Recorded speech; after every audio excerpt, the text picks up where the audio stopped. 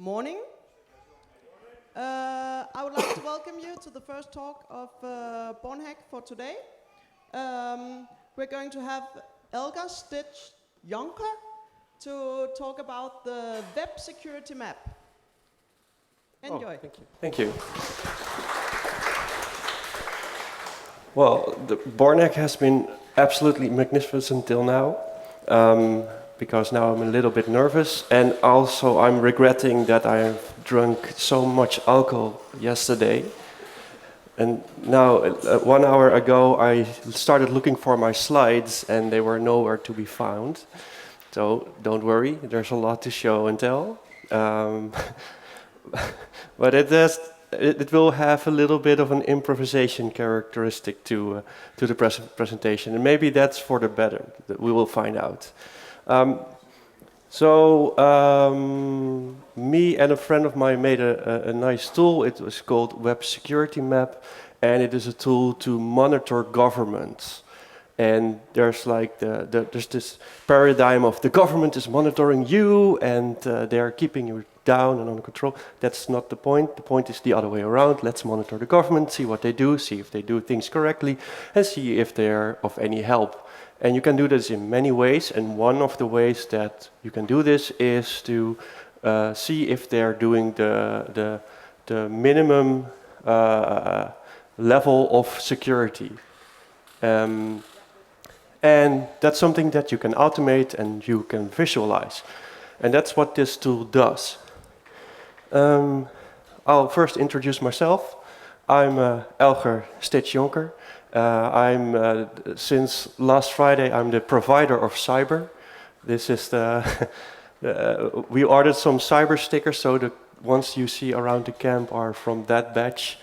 And we had a lot of fun ordering and sorting cyber stickers till 4 a.m. in the morning to make sure everybody would get their share. I have a lot of projects in the hacker community and in the hacker scene. I've been involved in SHA 2017. I've helped founded a few Dutch hackerspaces, and now I'm working on a piece of software which is written in Python. The idea is let's make the world a better place. Let's make it nicer and friendlier. And I will show you what my approach was to that. And I will start with an example from the Netherlands. We have installed web security map software in the Netherlands, and we called it basisbeveiliging.nl, which is basicsecurity.nl. And the other domain was Faalkaart. It's fail map, or map of failure of the government, which was awesome in branding and getting attention. So if you plan of rolling this software out, you can choose something like failmap.dk or something. It will get attention from the government, and that's fun. And things will change, and that's also fun. So I'll show you a little bit of what that software looks like. I also really like the wavy screen. It's excellent. It's really awesome. Here we go. So this is the software running live right now.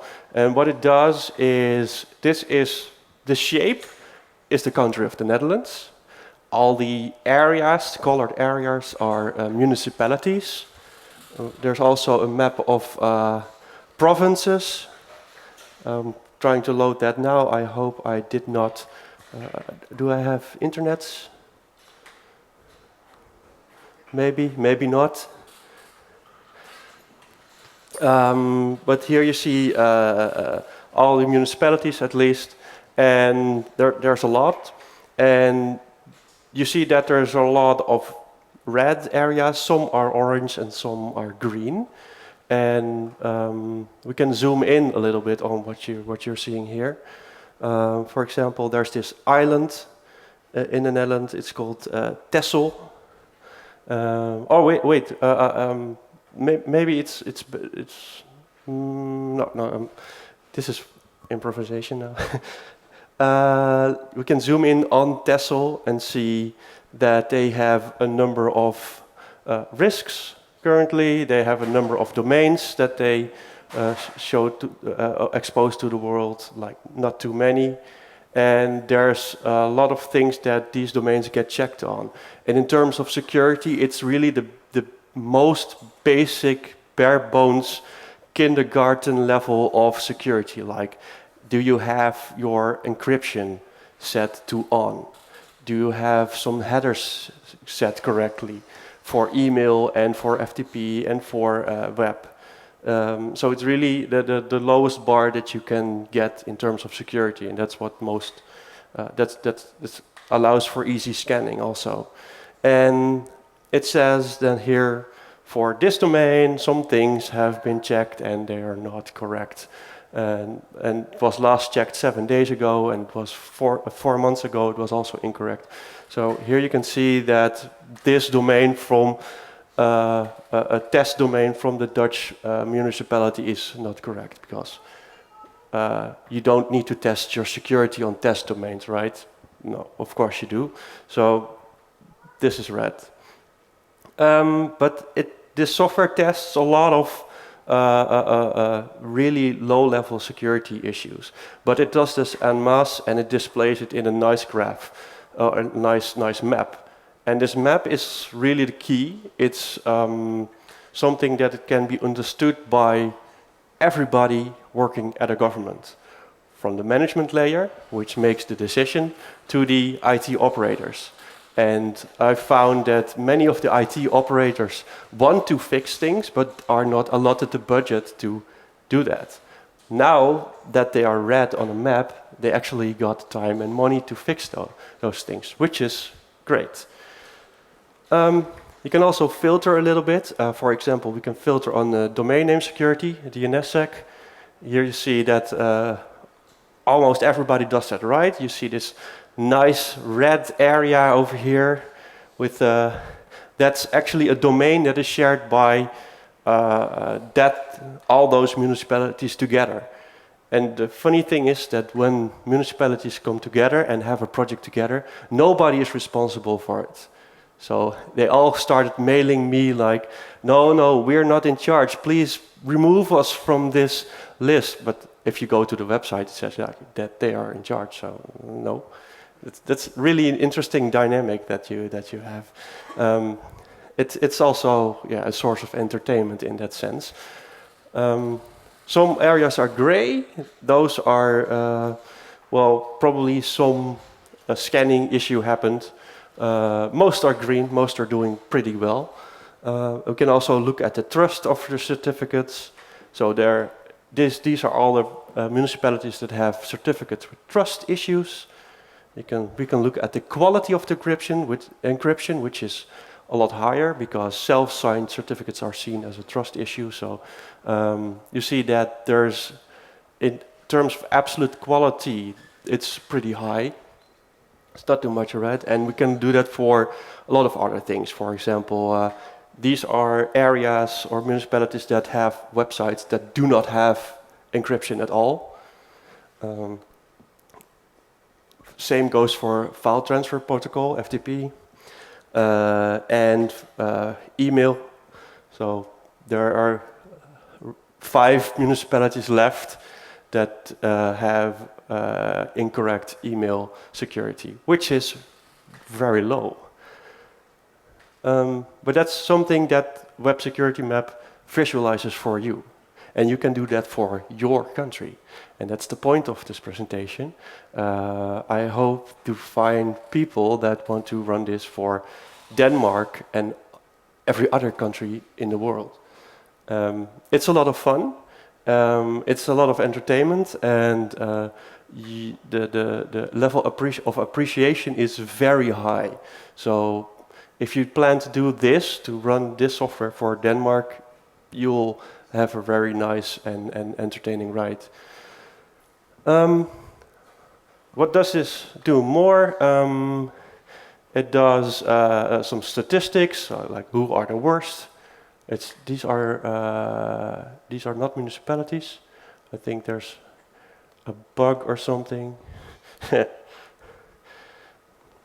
I rewrote the whole website a week ago, so just for so that's not so we can see clearly that Amsterdam is currently the municipality with the largest number of high risks, and Nissewaard, which is some small municipality, is close second.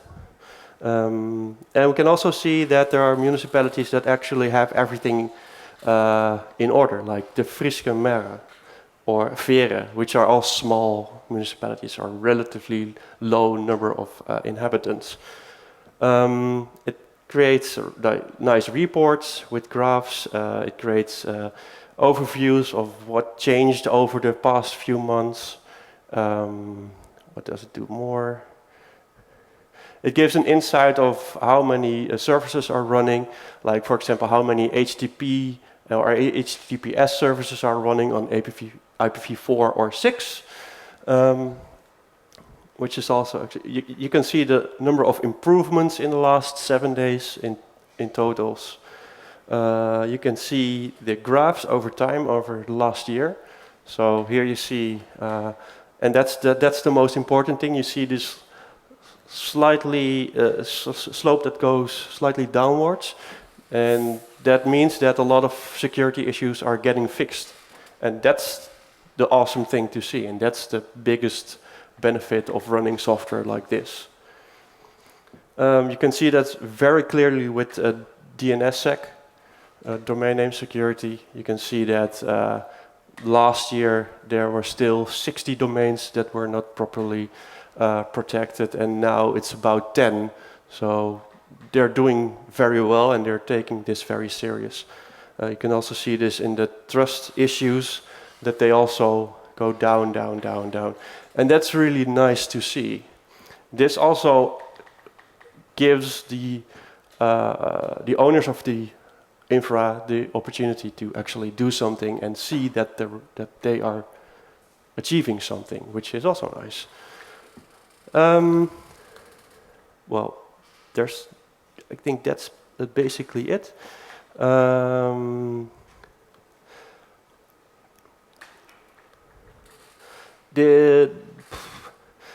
We're running this on a very cheap VPS. I think we pay about 50 euros a month if you have some hardware laying around with some okay specs, like from 5 years ago.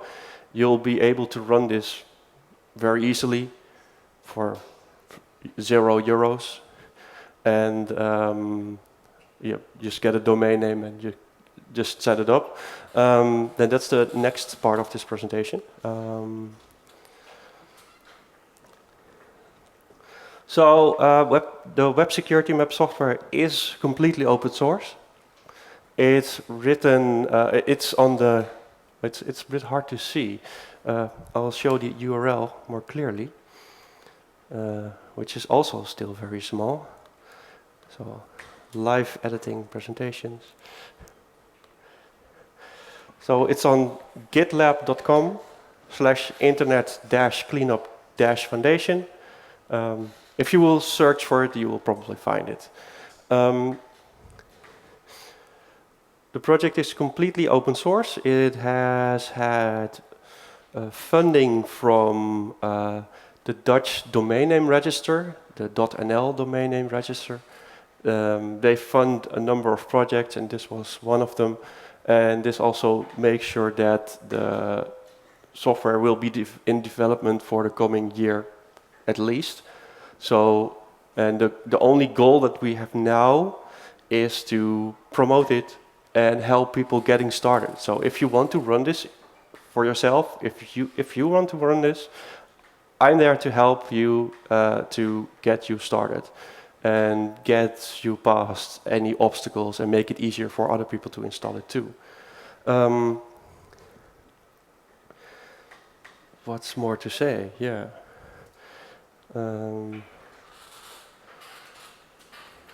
Question? Yeah.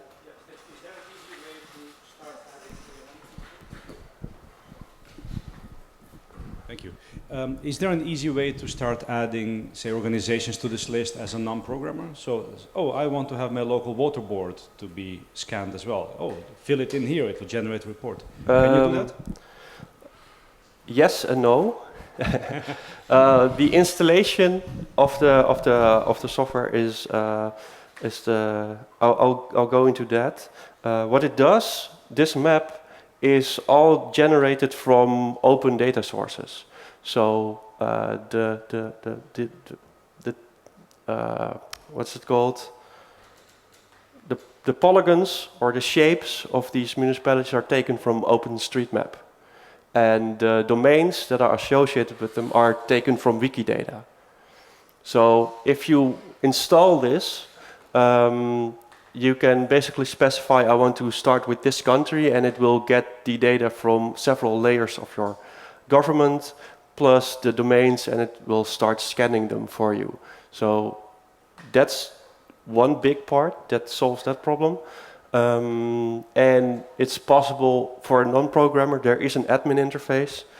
I can probably show this, which is basically a standard generic admin. I should not enable my proxy.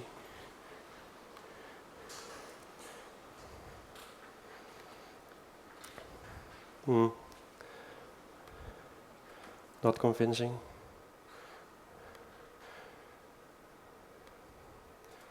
So if you're running this as a non-programmer, you can just use the admin interface, which is a cumbersome way to add things. You can also do this using the command line. There are videos about how to do that. Yeah, I'm going to log in now and say no, thank you. It takes some time.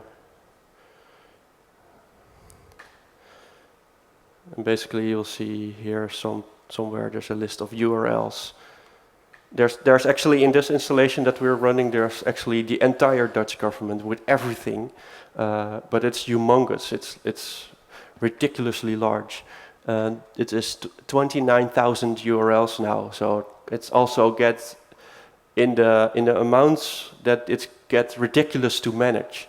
And what we do now is we just add one domain, for example, Amsterdam.nl, and there are several scripts that automatically find every subdomain from Amsterdam.nl, and it uses several techniques that are well known to security testers, like NSEC1 hashing issues, so you can zone walk the whole domain, etc. But basically, the software will get all domains from a top-level domain. So that helps a lot. So you just enter one domain, and it will find a few hundred more. The last part is we're starting a program that's called Monitor Your Government, which is one of the talks is this one. This is one of the first one, and it tells what this software does and how you can get it and how you can use it. The website is monitoryourgovernment.org. You can see also the what it did in the Netherlands. So when we started, it was like this red blob, and over time, slowly, things started improving and improving. And it's very set to very strict. So if you have one mistake, you are red. So if you are green on this map, that means that you really, really have your stuff in order, which is a very nice achievement. This is a nice example of how DNSSEC got adopted in the Netherlands. Oh, here you see the changes happening, some improvements to the scanners, and voila, that's like from a lot of red to one giant part of red, because this is another group of municipalities that all share one single domain that nobody dares to manage. So. And they can fight until somebody takes responsibility, until that they are all red.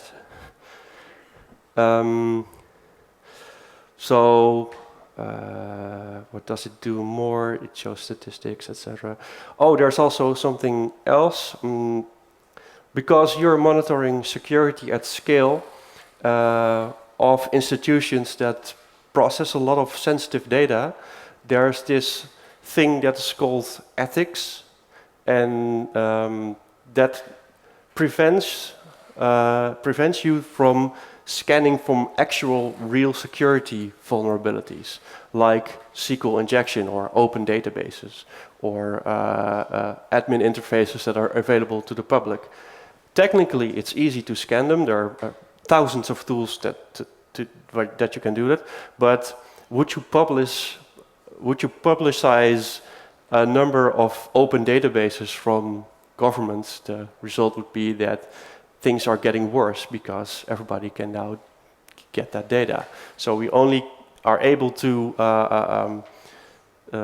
monitor very basic and trivial security issues. Otherwise, everybody would be able to access all data from everybody. And that's a problem. There are other tools to do that. There are other processes to do that. So Web Security Map does only the basics that you can get away with around the globe.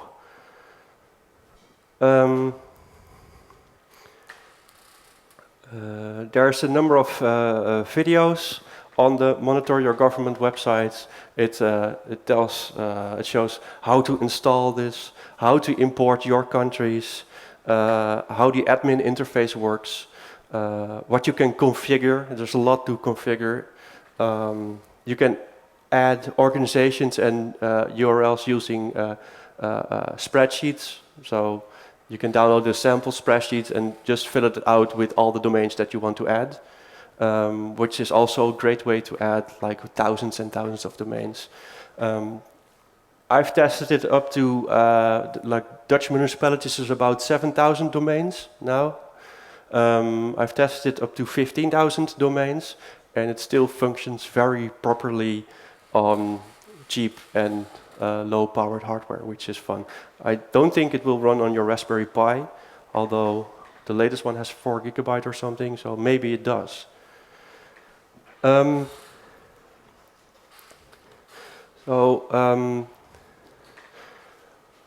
This has made a profound impact on how security and IT is done in the Netherlands for municipalities. For a lot of them, this is the go-to tool to see if they're doing right, which is awesome. And they're also actively trying to help to make the scanners better, to add, when they have a new project, they just mail like, oh, we have a new domain, please add it to this list so we can monitor it. And there's some a project going on to make sure that they can do that themselves, because I'm not their IT person. I'm just somebody pointing out that, hey, you should maybe do something about this. So yeah, that's basically my talk. If you want to run this in Denmark or your country, I see a lot of people here. Who wants to give this a try? Who wants to? All right, that's a lot of people. Say that we, like in 5 minutes, just meet up here in front of the stage and exchange contact details and see that we can just set us up? Because that would be great. And maybe there's more people from the same country. That means that there are more people in one team. That also helps.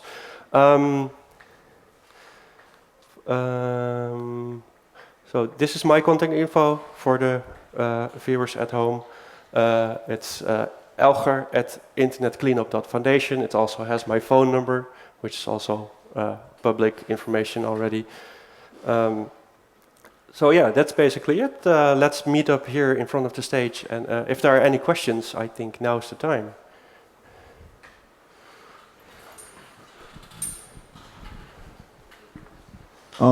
Yes, really cool tool. I'm definitely seeing myself playing with it. But in terms of moving forward with it, I have some concerns that of how to actually get this in their attention and take it seriously.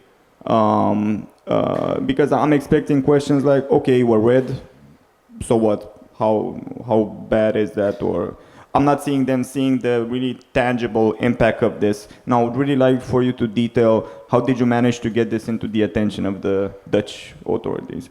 Well, that's a funny story, actually.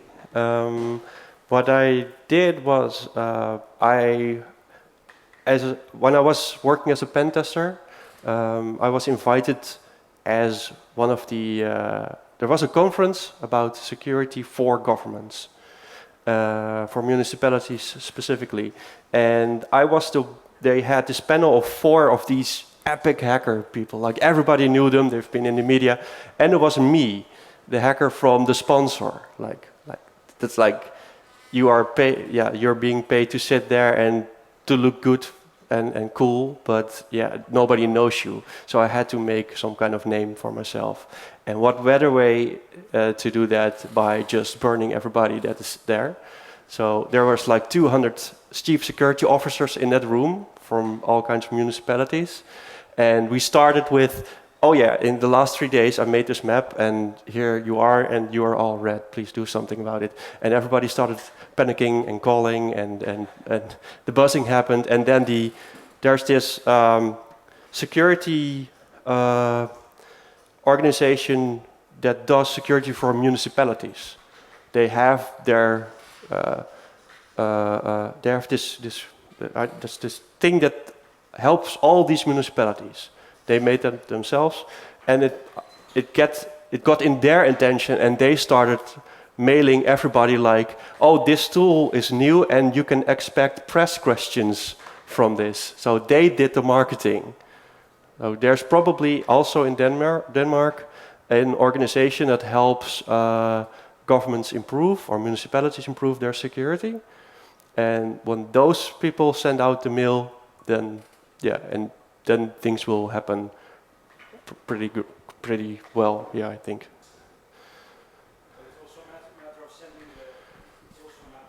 Sending the right link to the most scandalous newspaper, saying, "Look, our government sucks. Look at this." Yes. Suddenly, everybody is wake up. Yeah, there's another alternative. Is instead of if you cannot get their attention, you can always go to the media because everybody can understand this nice image.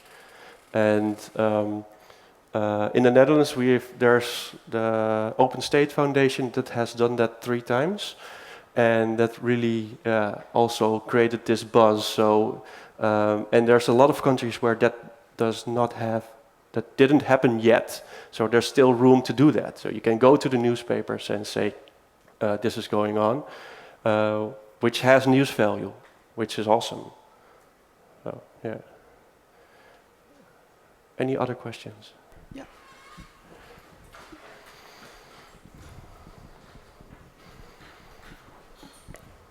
Hey, could you tell us a bit more about how you find the domains in the regions? Oh yeah, sure. I have to dig a bit. Let's get Amsterdam, for example.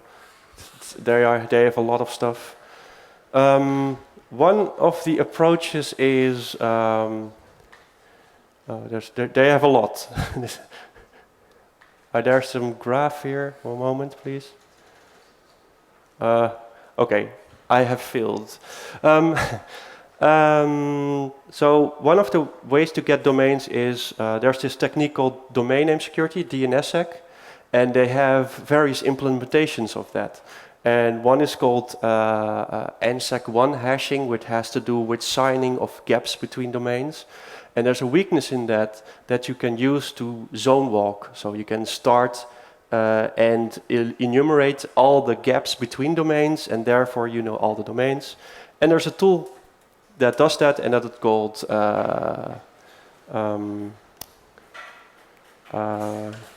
damn it, a very, very popular DNS enumeration tool, also written in Python. But that tool, I've just programmed this wrapper around the tool and asked like, here, this is the domain, get the rest of them, and it responds in like 10 seconds, and you have 100 or 200 domains of a municipality. So it uses NSEC1 hashing, it uses the certificate transparency database. So every HTTPS website, when you register or when you get a certificate for that website, this information is published at a few databases, and you can also scrape those databases. You can ask search engines, what are the subdomains, if you are a little bit creative, so that's what it does. And I think there are one or two other ways that, oh yeah, it also does brute forcing of subdomains in a way that it also understands the wildcard certificate. So it also understands that something is a wildcard and something is not. So even if you have wildcard certificates, it can also brute force, and it does this in a way like the municipality A has 10 domains, and we try those 10 domains at municipality B and C and D and all the other ones, and that data set becomes like 20 to 30% correct for every municipality, which is pretty high hit rate. And it does all this accumulation of domains every week. So every week there are more domains. Every week some disappear, and you see that over time. Does that answer your question? Cool. Any other questions? No? Then I'd like us to give Elgar a big hand for this very inspiring talk. Thank you. Thank you.